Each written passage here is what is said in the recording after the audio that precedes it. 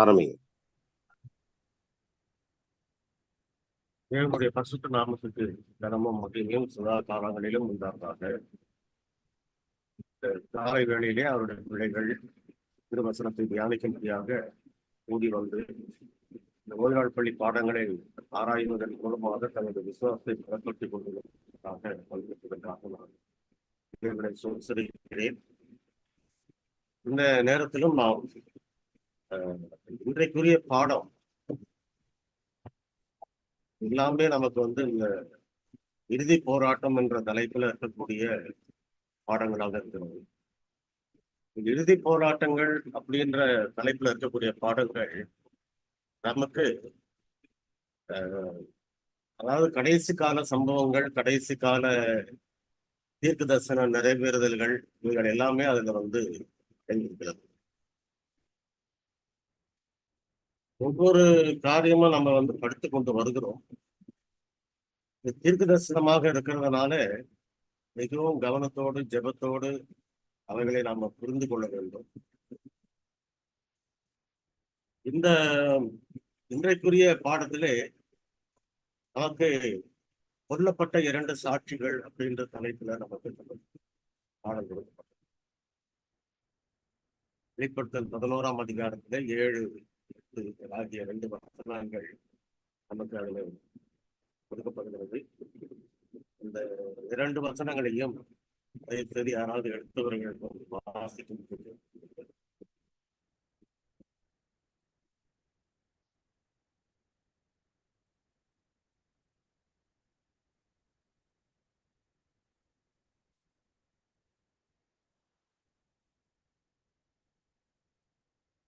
வெளிப்படுத்தல் 11:7.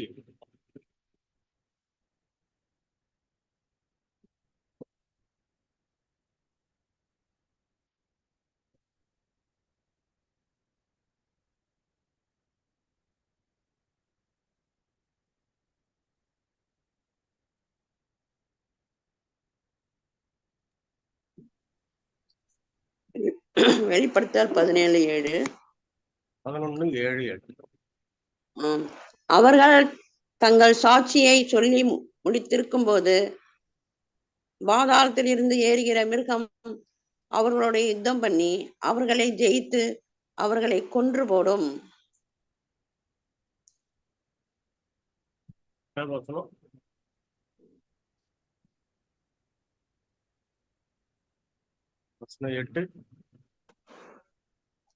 எட்டுல அவர்களுடைய உடல்கள் மகா நகரத்தின் விசாலமான வீதியிலே கிடக்கும். அந்த நகரம் சோதம் என்னும் எகிப்து என்னும் ஞானார்த்தமாய் சொல்லப்படும். அதிலே நம்முடைய கர்த்தரும் சிலுவையிலே அறையப்பட்டார். நமக்கு முதலாவது இந்த பிள்ளைகளுக்கு ஒரு முக்கியமான தீர்க்க தரிசன உண்மை, அடிப்படை உண்மை நமக்கு தெரிந்திருக்க வாய்ப்பு உண்டு. என்றால் இவைகளை எல்லாம் நாம் படித்துதான் நாம் பார்த்துக் கொண்டு கொள்வோம். இன்னும் முன்பாக இருக்கக்கூடிய இன்னும் சில 2300 ஆப்புகள் போன்ற தீர்க்க தரிசனங்களை நாம் படிக்கும் பொழுது அந்த தீர்க்க தரிசனங்கள் ஆராய்வதற்கு என்ன ஒரு வழிமுறை இருக்கிறது என்பதை நாம் அதை தெரிந்து கொண்டுதான்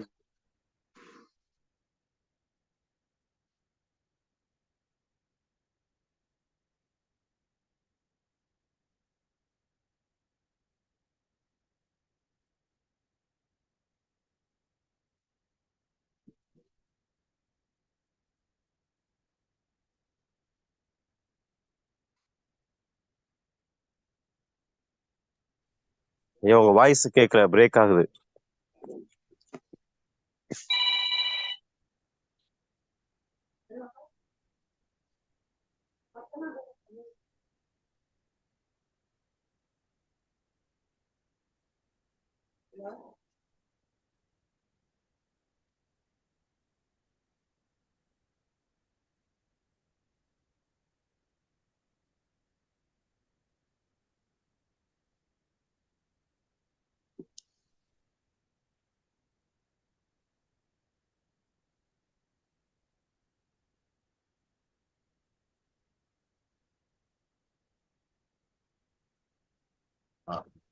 மன்னிக்கவும், கொஞ்சம் தடங்கள் ஏற்பட்டது. தீர்க்கதரிசனங்களை ஆராய்வதற்கு சாவியை போல இருக்கக்கூடிய தீர்க்கதரிசன வசனங்களை நாம் புரிந்து கொள்வதற்கு வேதாகமத்தில் இருக்கக்கூடிய அடிப்படை சத்தியம், அதாவது ஒரு திறவுகோல் அப்படின்னு பார்க்க போனாக்க அது பேதுருவில் இருக்கக்கூடிய வேதத்தில் உள்ள எந்த தீர்க்க தரிசனமும் சுய தோற்றமான பொருளை உடையதாகிறாது என்று நீங்கள் முந்தைய அறிய வேண்டியது அப்படின்னு சொல்லக்கூடிய அந்த வசனம் தான் நமக்கு வந்து திறவுகோல் போல இருக்கக்கூடிய ஒரு வசனம். என்னிடத்தில் கட்டும் அடைத்தும் கேட்டும் கட்டும் அப்படின்னு இந்த வசனத்தை நம்ம வாசிக்கும் பொழுது அதனுடைய தீர்க்க தரிசனங்கள் எப்படி ஆராய வேண்டும் என்பதை நாம புரிந்து கொள்ள முடியும்.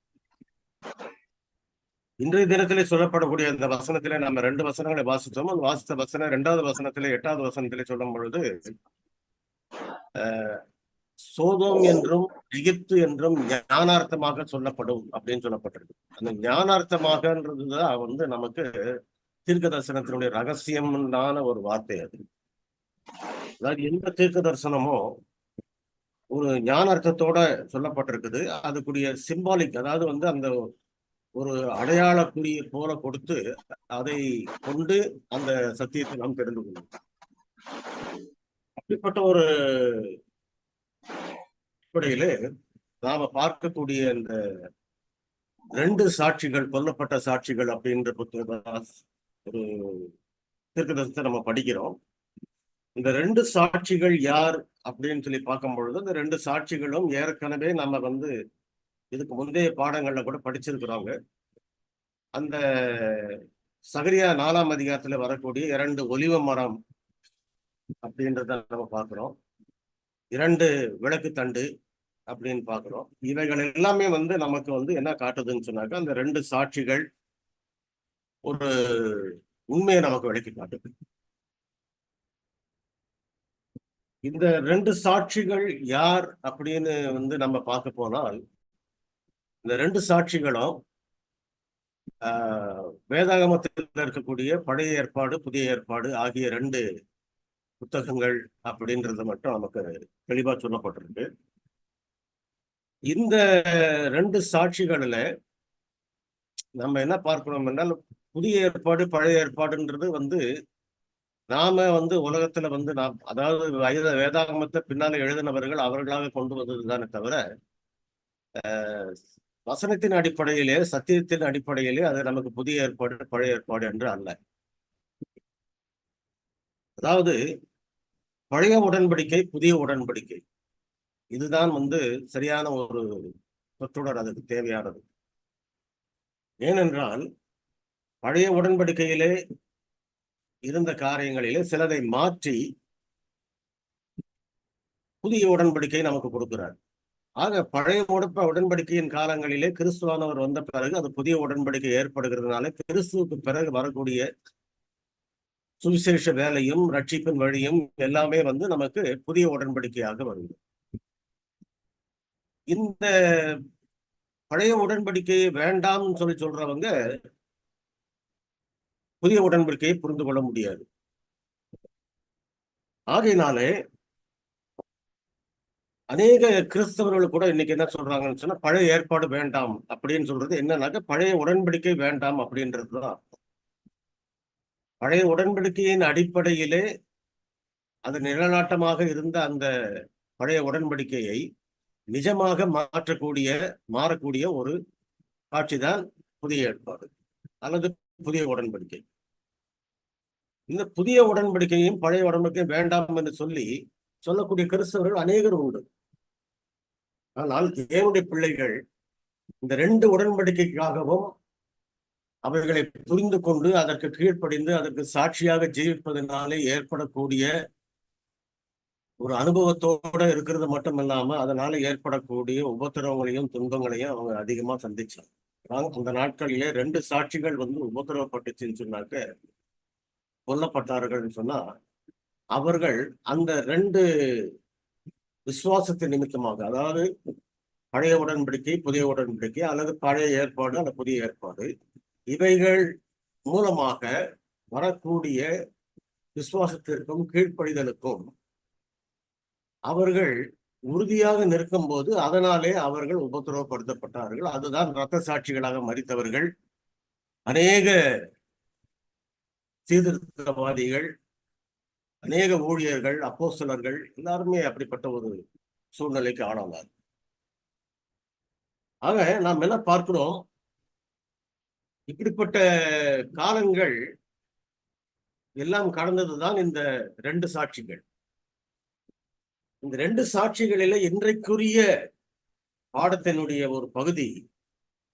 இந்த 2 சாட்சிகள்னு சொன்னாக்க இந்த 2 சாட்சியுடைய அனுபவங்களை நிறைய நம்ம படிக்கலாம், நிறைய நம்ம தெரிந்து கொள்ளலாம். கடந்த வாரங்களிலே நம்ம வால்டன்சஸ் பற்றி படித்தோம், அநேகர் உபத்திரவப்பட்டார்கள் அப்படின்றத பற்றி படித்தோம். ஒரு காலகட்டத்திலும் பல சீர்திருத்தவாதிகள், John Wycliffe, John Wesley, Martin Luther போன்றவர்கள் எழும்பி அவர்கள் உபத்திரவத்தோடு பாடுகளை பட்டு அவர்கள் அந்த வேலைகளை செய்தார்கள் என்று நம்ம பார்க்கிறோம். சிலருக்கு இரத்த சாட்சிகளாக மரித்தார்கள் என்று நம்ம பார்க்கிறோம். அவைகள் எல்லாமே தாண்டி இன்றைக்கு பாரிய பகுதி என்னவென்றால், இந்த காலகட்டங்களில் தீர்க்கதரிசனத்தின்படி அஞ்ஞான ரோமானது தன்னுடைய ஆளுகையை, தன்னுடைய ஆட்சியை ஒரு குறிப்பிட்ட காலம் வரைக்கும் அதை நடத்தி கொண்டு வருது. அஞ்ஞான ரோம் அப்படின்னு சொல்லும் பொழுது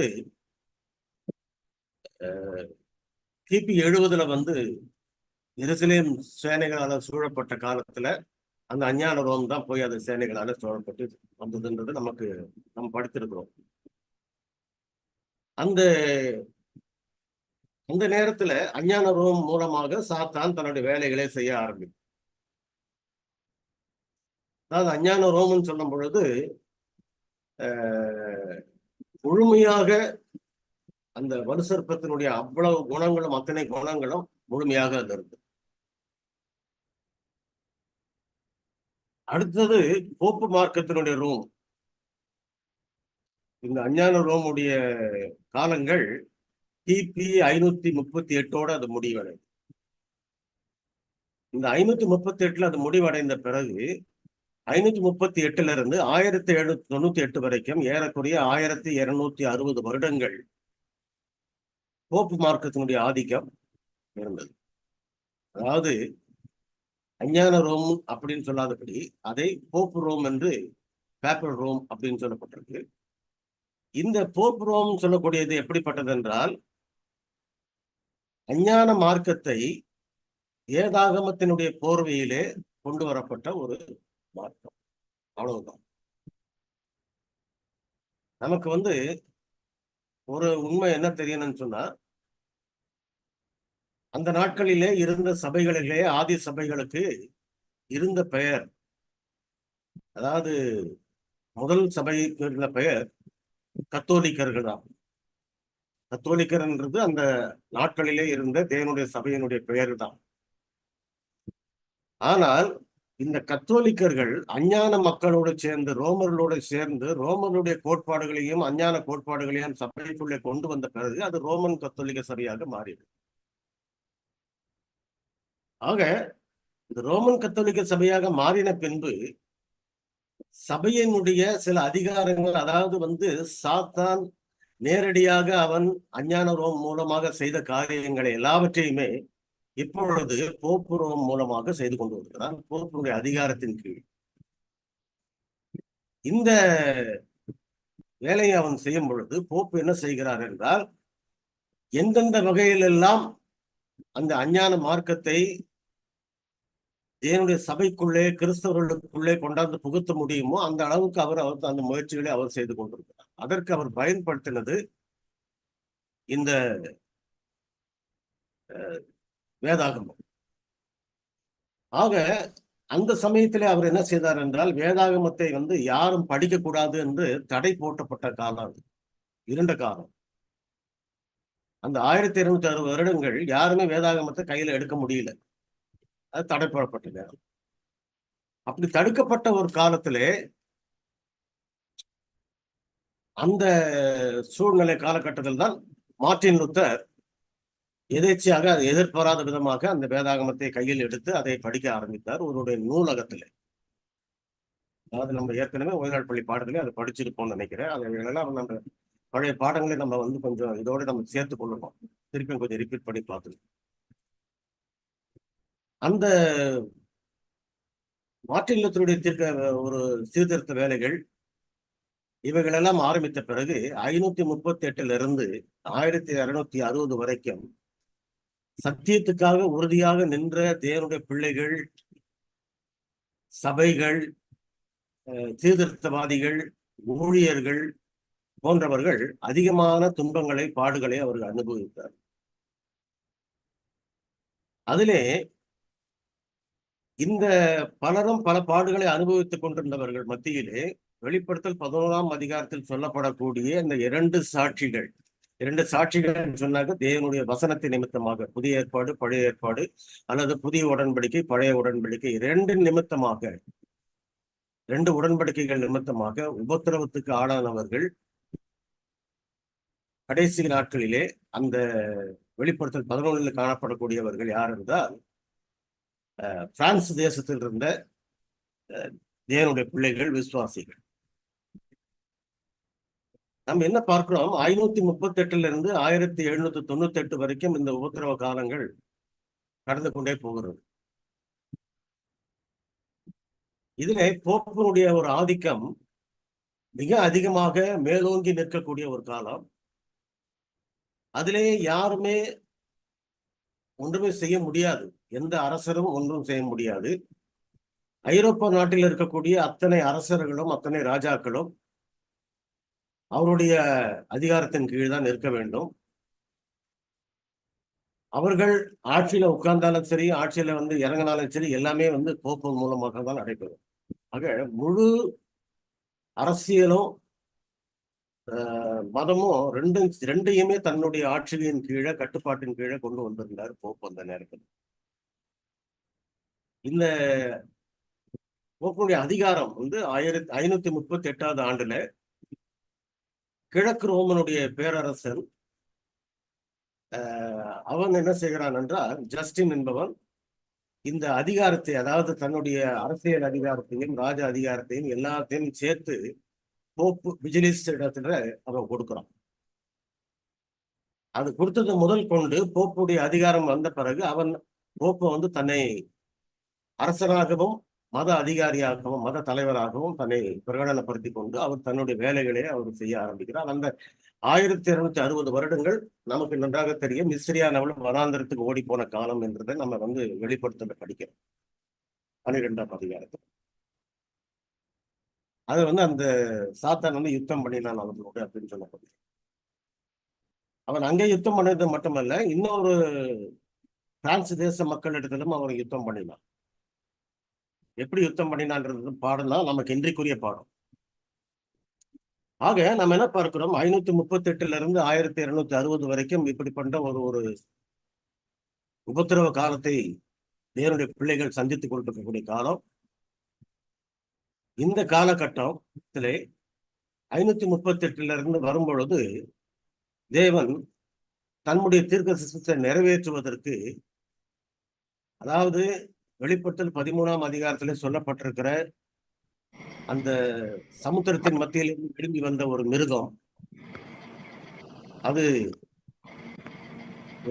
போப் அரசுன்றது நமக்கு நன்றாக தெரியும். அந்த மிருகம் காயப்பட்டது என்று நம்ம படிக்கிறோம் 13ஆம் அதிகாரத்துல வெளிப்படுத்த. ஆக அந்த காயப்படக்கூடிய ஒரு நிலைமைக்கு, ஒரு சூழ்நிலைக்கு கொண்டு வருவதற்காக தேவன் நியமித்த ஒரு ஏதுகரம் அல்லது ஒரு கருவி நெப்போலியன் என்ற அந்த பிரெஞ்சு அரசன். இந்த எதிர்ப்பு என்பது, இவர்களுக்கு ஏற்பட்ட எதிர்ப்பு என்பது, போப்புக்கு ஏற்பட்ட எதிர்ப்பு என்பது எப்போது ஆரம்பிக்கிறது என்றால், ஏற்கனவே நெப்போலியனுடைய காலத்திலே ஆரம்பித்து விட்டது.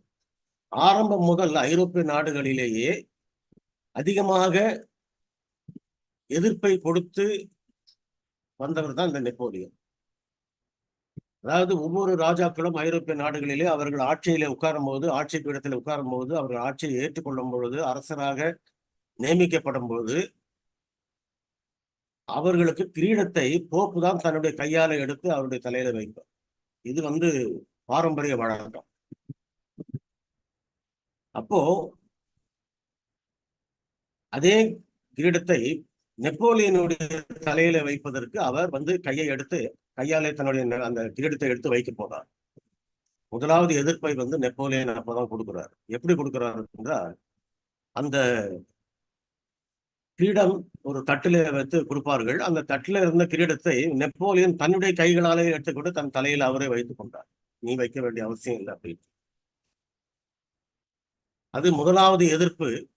இதுல நமக்கு என்ன தெரியுதுன்னு சொன்னா, வெளிப்படுத்தல் 13ஆம் அதிகாரத்துல இருக்கக்கூடிய அந்த மிருகமானது காயப்பட்டதுன்னு நம்ம பார்க்கிறோம் இல்லையா? அந்த காயப்படுவதற்குரிய முதலாவது அடி வேர் இங்க இருந்து தான் ஆரம்பிக்குது, நெப்போலியன் கிட்ட தான் ஆரம்பிக்குது.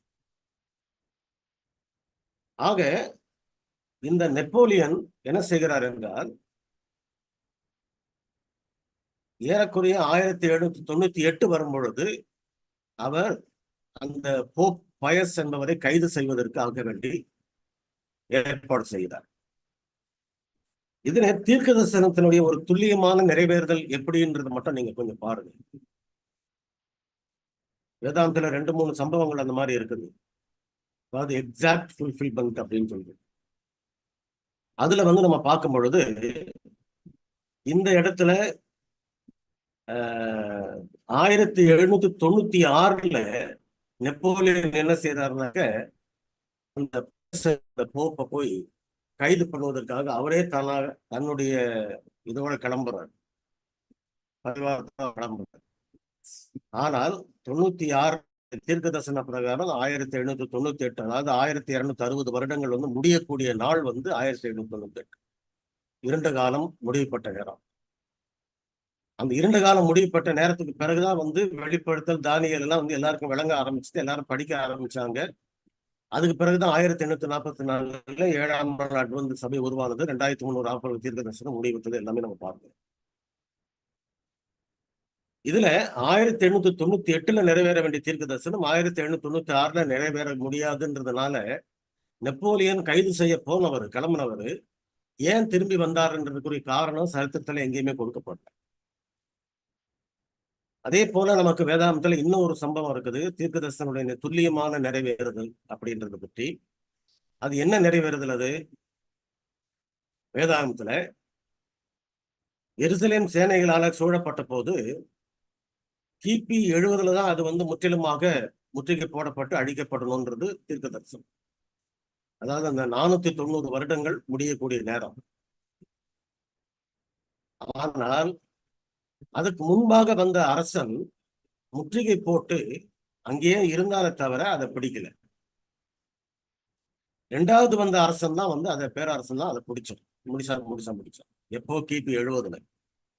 ஆனால் 1வது வந்த அரசன் அவன் முற்றுகை போட்டான், அவன் திரும்ப போயிட்டான். அதோட ஏன் போனா, ஏன் அதை முற்றுகை போட்டு முடிக்கல அப்படின்றது நமக்கு தெரியாது. ஆனால் ஒரு காரியம் மட்டும் நமக்கு என்ன தெரியும், இவைகள் எல்லாவற்றுக்கும் ஒரு பின்னணியாக, இவர் எல்லாவற்றுக்கும் ஒரு பின்புலமாக இருக்கக்கூடியது யார்? தேவனுடைய வல்லமையான திட்டங்கள், அவருடைய கரங்கள். அதுதான். அதே போலதான் இன்னைக்கு நம்முடைய வாழ்க்கையிலும் சரி, என்னுடைய வாழ்க்கையிலும் சரி, உங்களுடைய வாழ்க்கையிலும் சரி, எல்லாருடைய வாழ்க்கையிலும் ஒரு திட்டத்தை அவர் வைத்திருக்கிறார் எல்லாருக்கும். யாரை எங்க கொண்டு போகணும், எங்க கொண்டாந்து வைக்கணும், என்ன செய்யணும், எப்படி உயர்த்தணும், எப்படி தாழ்த்தணும், எப்படி அவர்களுக்கு எடுக்கணும், அவருடைய ஜீவனை எப்போ எடுக்கணும், எப்போ கொடுக்கணும் அப்படின்றதெல்லாம் அவருக்கு நன்றாக தெரியும். அது போன்று அவர் காரியங்களை அவர் இன்னமும் அவர் செய்து கொண்டுதான் இருக்கிறார். நாம் அத்தனை பேருமே உட்காருவதும் எழுந்திருப்பதும் எல்லாமே அவருடைய செயல் அப்படின்னு சொல்லிட்டு பவுல் சொல்றார். ஆக தேவனுடைய பிள்ளைகளா இருக்கக்கூடிய நமக்கு இந்த சத்தியங்கள் நிச்சயமாக நம்ம தெரிந்திருக்க வேண்டும். அவருடைய தீர்க்க தரிசனங்கள் மிக துல்லியமாக நிறைவேறி கொண்டது. இந்த துல்லியமான நிறைவேறுதலை யாருமே புரிந்து கொள்ள முடியறதில்லை. ரொம்ப சிரமமான ஒரு காரியம்.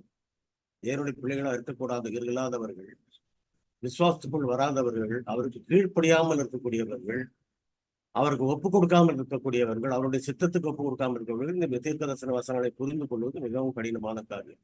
ஆனால் மீதமான சபைக்கு தேவனுடைய பிள்ளைகளாக இருக்கக்கூடியவர்களுக்கு கடைசி நாட்களிலே அவர்கள் இரவும் பகலும் அந்த நாட்களில் இருந்த அட்வந்த விசுவாசிகளுடைய பயனியர்ஸ் இரவும் பகலும் அவர்கள் கண் விழித்து அவர்கள் ஜெபத்தோட இந்த வேத வாக்கியங்களை ஆராய்ந்து பார்த்தார்.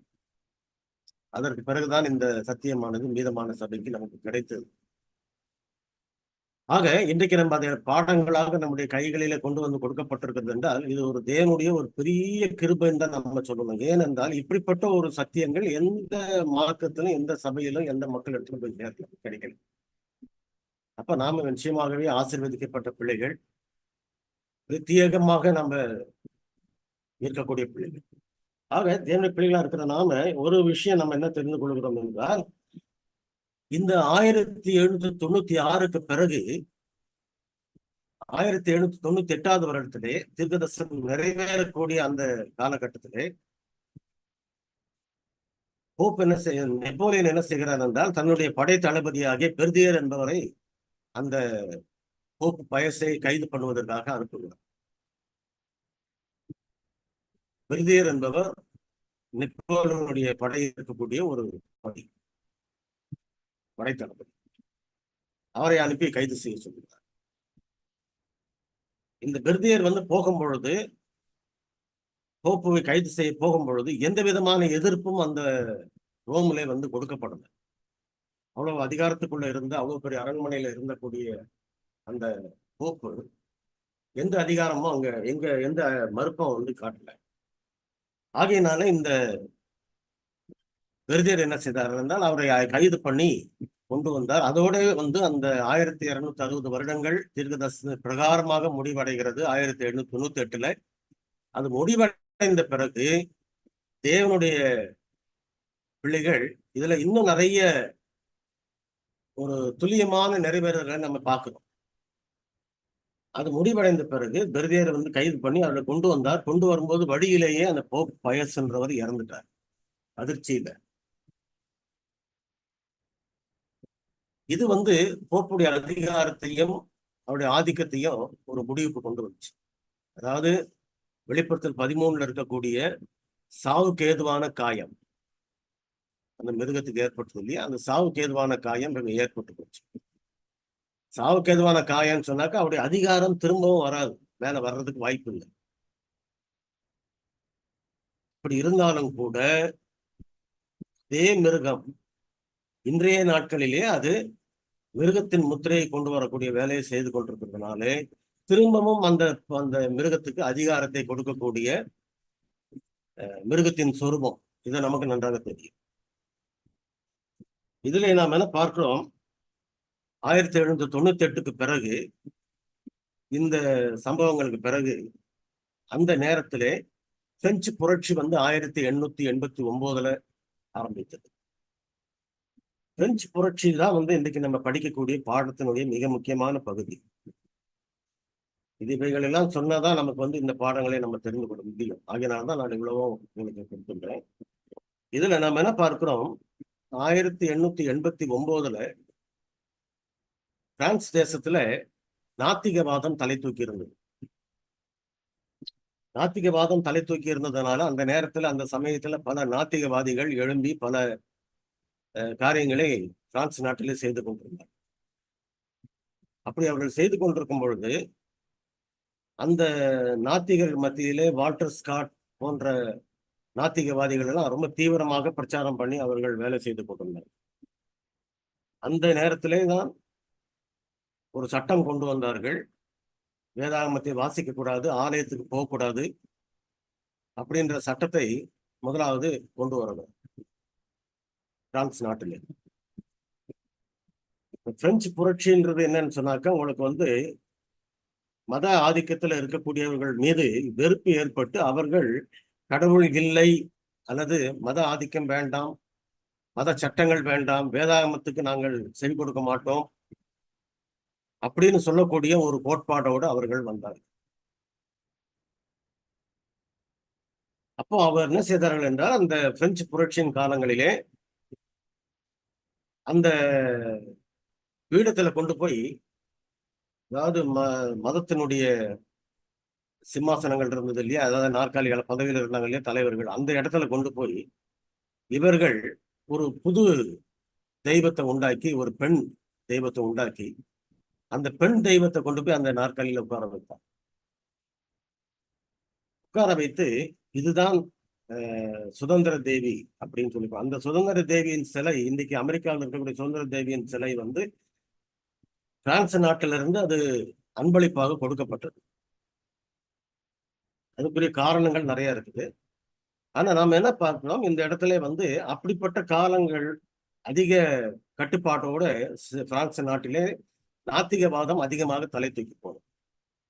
நாத்திகவாதம் அதிகமாக போனதுனாலே அந்த நேரத்துல யாருமே வந்து இது ஆலயத்துக்கு போகக்கூடாது, பைபிள் படிக்கக்கூடாது, பைபிள் கையில கொண்டாடக்கூடாதுன்னு சொல்லி பிரான்ஸ் நாட்டிலே ஒரு சில பாரிஸ் நகரத்தினுடைய சில முக்கியமான பகுதியிலே ஒரு இடத்துல அந்த வேதாகமங்களை எல்லாம் வாங்கி கொண்டு வந்து போட்டு தீ கொளுத்தி போட்டார். இதுல ஒரு பெரிய ஆச்சரியம் என்னவென்றால், எந்த இடத்திலே அவர்கள் வேதாகமத்தை கொளுத்தினார்களோ அந்த இடத்துலதான் பைபிள் சொசைட்டி ஆரம்பிக்கப்பட்டது இந்நாட்களில். சரி, அது இருக்கட்டும் ஒரு பக்கம். ஆனா அதே நேரத்துல நம்ம என்ன பார்க்கிறோம் என்றால், தீக்கொளுத்தி போட்டது மட்டுமல்லாதபடி அநேக கிறிஸ்தவர்களே அங்கே கொன்று போட்டார்கள். நம்ம இன்னைக்கு என்ன படிக்கிறோம், வசனத்துல ஞானார்த்தமாக சொல்லப்பட்ட காரியம், அந்த இடத்துல அந்த வீதியிலே நம்முடைய ரட்சகரும் மீட்பருமாகிய கிறிஸ்து சிலுவையில் அறையப்பட்டார் அப்படின்னு சொல்லப்படும். சிலுவையில் அறையப்பட்டார்னாக்க அவர் வந்து அந்த இடத்துல அறையப்படல. ஞானார்த்தமா சொல்லப்பட்ட காரியம். ஞானார்த்தமா என்ன சொல்லப்பட்டிருக்கிறதுன்னு சொன்னா, தேவனுடைய பிள்ளைகள் அவருக்கு ரத்த சாட்சிகளாக மரித்தவர்கள். இந்த சிறியரில் ஒருவருக்கு எதை செய்தீர்களோ அது எனக்கே செய்தீர்கள் சொல்றாரு இல்லையா, அதனால்தான் வந்து அவர் அங்க ரட்சகர் அங்க சிலுவையில் அறையப்பட்டார் என்ற ஒரு வார்த்தை வந்து நமக்கு தீர்க்க தரிசன ஞானமாக கொடுக்கப்பட்டிருக்கிறது. ஆக நம்ம என்ன பார்க்கிறோம், இப்படிப்பட்ட ஒரு உபத்திரவமான காலங்கள் பிரான்ஸ் தேசத்திலே அதிகமாக ஏற்பட்டது. அந்த நேரத்திலே அவர்கள் என்ன செய்தார்கள் என்றால், வேதாகமத்தில் இருக்கக்கூடிய 10 கற்பனைகள் அதற்கு மாறாக விரோதமாக எதிர்மறையாக 10 சட்டங்களை அவர்கள் உண்டாக்கினார்கள். பிரெஞ்சு கான்ஸ்டிடியூஷன் என்னைக்கு நீங்க பார்த்தீங்கன்னு சொன்னாக்க அதேதான். அதுல வந்து லைசன்டியஸ்னஸ், அதாவது வந்து விபச்சாரம் செய்வதற்கும்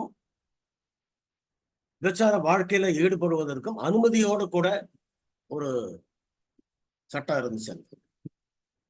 அந்த அளவுக்கு என்ன செய்யணும்னு சொன்னாக்க அது வந்து பெருசா பெருகி போச்சு.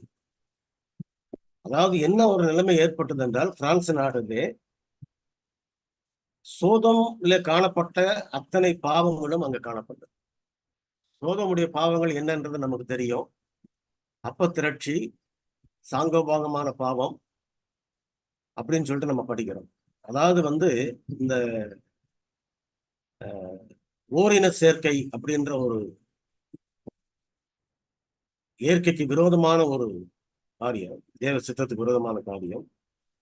அடுத்தது, யார் எங்க வேணாலும் எப்படி வேணாலும் வாழலாம், வேண்டாம்னா டைவர்ஸ் பண்ணிடலாம், வேணும்னா வாழலாம், ஒன்னாவே இருக்கலாம் அப்படின்ற மாதிரி எல்லாம் இந்த சட்டங்கள் முறைகள் எல்லாம் அங்க வந்துருச்சு. இப்போ இந்தியாவிலேயே வந்து கொஞ்சம் ஏறக்குறைய உங்களுக்கு இந்த லீவ் டுகெதர் அப்படின்றது வந்துகிட்டு இருக்கு. ஆக இந்த கலாச்சாரம் அந்த நாட்களிலே இந்த 10 சட்டங்களை அவர்கள் மாற்றி கொண்டு வந்த பிறகு பிரான்ஸ் தேசத்தில் ஏற்பட்டது. ஆக அது ஞானார்த்தமாக சோதோம் என்று கூறப்படும். ஏன் சோதம் என்று கூறப்படும் என்றால், சோதோமுடைய பாவங்களை எல்லாம் நீங்க அங்க பார்க்கலாம். அதனால்தான் ஞானார்த்தமாக சோதம் என்று சொல்லப்படும். அது ஞானார்த்தமாக எகிப்து என்று சொல்லப்பட்டது. ஏன் எகிப்து என்று சொல்லப்பட்டிருக்கிறது?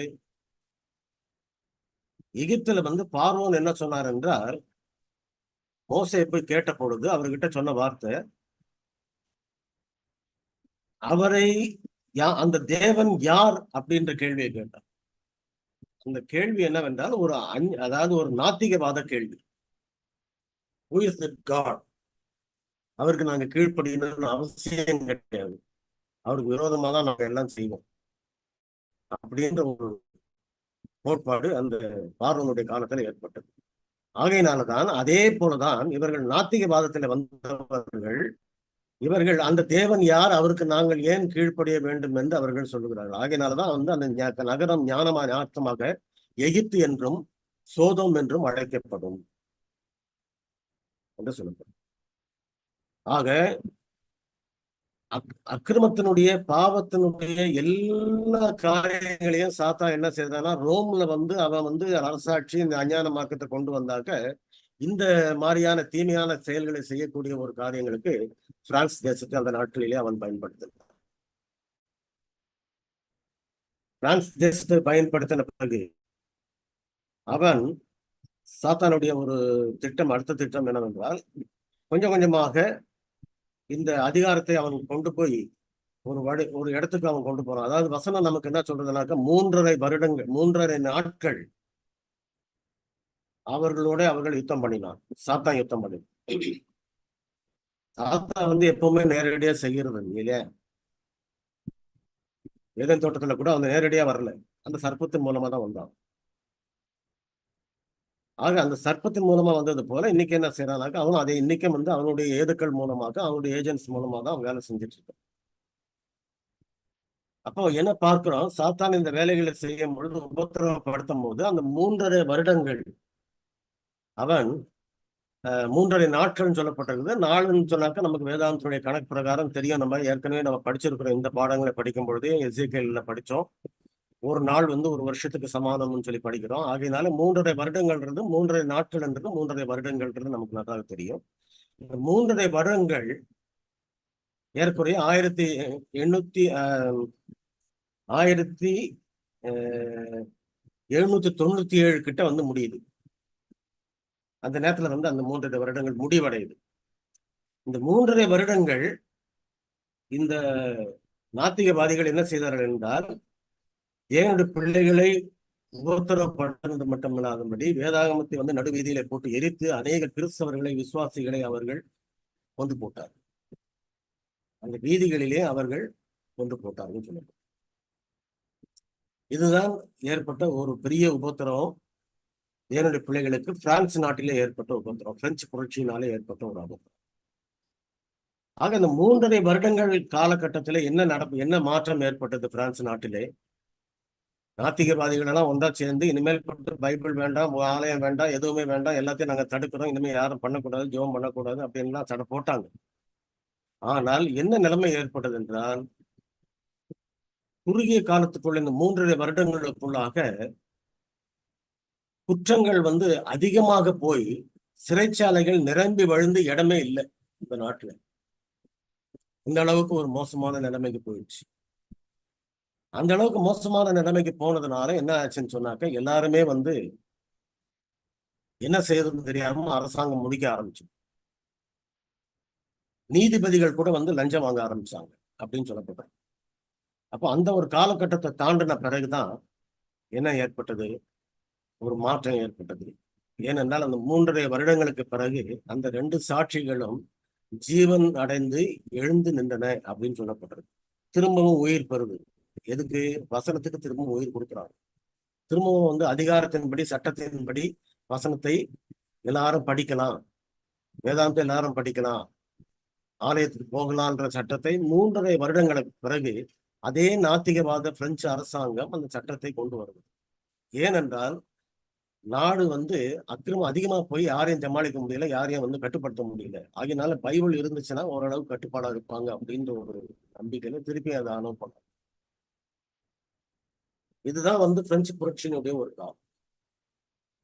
இதுல நம்ம இன்னைக்கு பெரிய பாடத்துல நம்ம என்ன தெரிந்து கொள்கிறோம், மிக முக்கியமாக 2 சாட்சிகள் அப்படின்றது வசனத்தின் நிமித்தமாக, தேவனுடைய வார்த்தை நிமித்தமாக, அல்லது புதிய ஏற்பாடு, பழைய ஏற்பாடு, அல்லது புதிய உடன்படிக்கை, பழைய உடன்படிக்கை, இவைகள் நிமித்தமாக இந்த விசுவாசத்தினாலே, இந்த ரட்சிப்பின் விசுவாசத்தினாலே, அதற்கு கீழ்ப்படிந்ததினாலே, தேவனுக்கு உண்மையாக இருக்கும்படி ஒப்பு கொடுத்ததினாலே இவர்கள் அந்த நாட்கள் முதல் கொண்டு அநேகர் கொல்லப்பட்டிருக்கிறார்கள்.